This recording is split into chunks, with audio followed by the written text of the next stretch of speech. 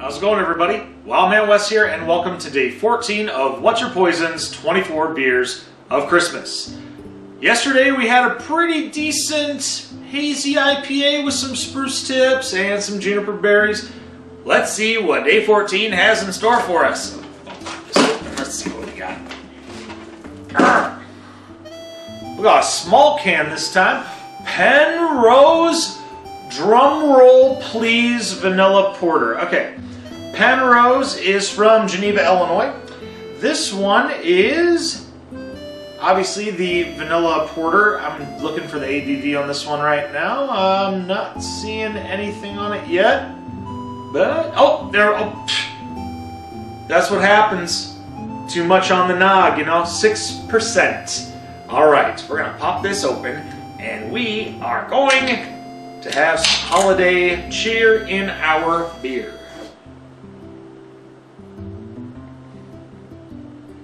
Okay, so fairly light and thin for a porter. So, because normally with a lot of porters, for me they've been a little bit thicker. But this one, okay, well, when it comes to like head and froth consistency, porters don't necessarily have as much that I've seen. Some I probably have seen, but I could be wrong. Hefe is not here to help, give me some more insight on the matter, so I stand before you, a newbie in some aspects. But anyways, let's have a taste of this one.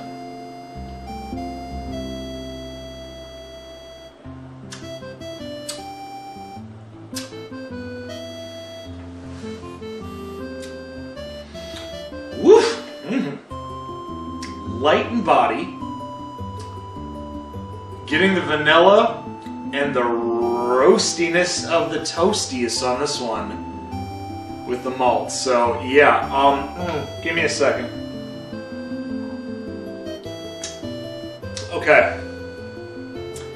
I want to say this one is on the nice list, but I'm going to put this down for a second. Grab that, put that down. This one is on the naughty list. This one is naughty because it is so good and delicious. I mean, this one I could drink pretty much all night long until it's time for me to have myself a good night's Christmas rest. So now that we've gotten the beer out of the way, it's time to talk about the movie for today's review. We're going to be talking about 2004's Christmas with the Kranks. Okay, I have been kind of dreading this one for a while. Because, with yesterday's review with Deck the Halls from 2006, I feel that Deck the Halls saw Christmas with the Kranks and did something better. Okay, I know that there are people out there that do enjoy Christmas with the Kranks, but I'm going to give a good synopsis of what the film's about, and then obviously talk about what I like and what I don't like about the film. I'm not going to sit there and dog it right away. So the movie is about a couple whose daughter is leaving the nest, finally getting out there to join the Peace Corps and have her own life. They're starting to deal with a little bit of separation anxiety, and they decide they're going to go on a cruise to get away from the holiday blues. I know, I rhymed again. This is what happens when Hefe's not here, but you know what? Hey, I'm doing my best. So once the community finds out that they're leaving during the Christmas time, they're not too happy about it because, much like the review that I did yesterday, this couple is kind of the Christmas couple. They're the ones that do so much for the community, whether it's buying calendars from the police station, whether it's helping other people around town. Even their daughter, before she left the nest, she was helping babysit everybody's kids around town. When they find out about this, they're not too happy about it, and they're kind of harassing them in a way, to the point where it's like they start kind of snooping around them, like around their house, of what they're doing. Even to the point where some of the kids start doing a picket line outside the house because the husband used to put up a big Frosty on the roof, and they've got the whole free Frosty, free Frosty. I mean, it's ridiculous, though cute. Well, eventually, while they're trying to do everything to get ready for this trip, you've ever heard of the concept of Murphy's Law? Of what can go wrong will go wrong? Oh, things go definitely wrong. Up to the point where, right before they're about to leave for their trip, their daughter calls and says, guess what? I'm coming back, and I'm bringing somebody with that I met out there that I went to school with, and you know what? We're in love, and we're going to get married. So guess what? They're not going on their trip anymore, and they deal with what everybody that waits until the last minute of the holidays to get things done. It gets real bad. So they're going around to everybody that they can pretty much talk to in the neighborhood to try to find a tree, to try to find a ham, to try to get everything done. And eventually things do go well, but then there's some other things that don't necessarily go right in the process. But in the end, everything works out. I'm sure most of you have probably seen this before. So, though this is not an 80s film where you go to your local video store, it is on streaming service. So, find yourself an app and rent yourself a copy. Now it's time to talk about what I like and what I don't like about the film. I'm going to start off with what okay, you know what? I'll start off with what I like, because there are some things I don't like about it. So what I like about this film is that there are some who's who of Hollywood celebrities. You have Jamie Lee Curtis and Tim Allen playing the crank couple. You also have Dan Aykroyd, one of the SNL's greatest alumni, playing one of the neighbors and one of the community members who's not happy about them leaving. And then you have a score of a lot of other people that have been in the who's who. It's very hard to remember everybody's name, but once you see them in the movie, you might point out and go, hey, I know that guy. Hey, I know that woman. And you know what? It's kind of a nice nostalgic feeling that you see so many people that you recognize. Honestly, that's about all I can say what I like about the film. Now it's time to talk about what I don't like. From last episode, I talked about Deck the Halls doing the breathing room of gags for setups for anything that's going to happen between the characters. Unfortunately, this movie takes a backseat to that with ADHD syndrome, where pretty much the first half of the movie is, oh god, it is gag after gag after gag after gag, no breathing room.